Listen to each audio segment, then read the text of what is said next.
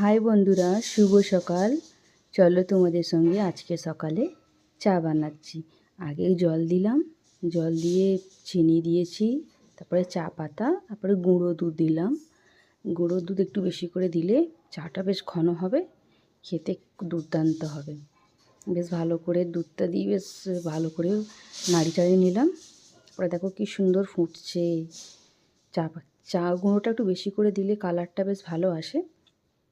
তারপরে ফুটতে দিলাম। সকাল সকাল চা বানাচ্ছি, একটু আদা দিলাম, তারপর তেজপাতা, এলাচ, ডালচিনি দিয়ে বেশ ভালো করে ফুটাবো। বেশ ভালো করে ফুটবে, সেন্টটা কিন্তু খুব সুন্দর আসছে।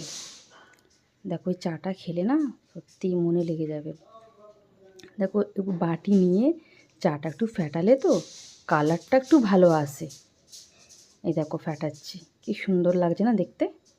মনে হচ্ছে এটা কি খেয়ে নিই, কী সুন্দর লাগছে। আজকে আমাদের ঘরে মিস্ত্রি লেগেছে, তাই ওদের জন্য চা বানাচ্ছি। কি সুন্দর লাগে দেখো।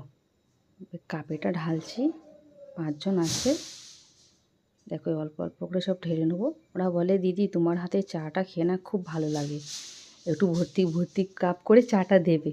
সেই জন্য একটু কাপে ভর্তি করে চা দিচ্ছি। দেখো এই বড় কাপটা আমার জন্য, হাফ কাপ না হলে আমার চা খেয়ে পোষাবে না। আর ভর্তি কাপ চাই, কিন্তু চাটা কমিয়ে পড়েছে। এই দেখো একটা ট্রে কিনেছি, ওর মধ্যে গুড মর্নিং লেখা আছে। সত্যি এতে করে যে চা খাই না বেশ ভালো লাগে। সকাল সকাল তো মনটাই ফ্রেশ হয়ে যায়। দেখো চা রেডি হয়ে গেছে, এবার রেখে দিয়েছি। মা নিয়ে যাচ্ছে ওদেরকে।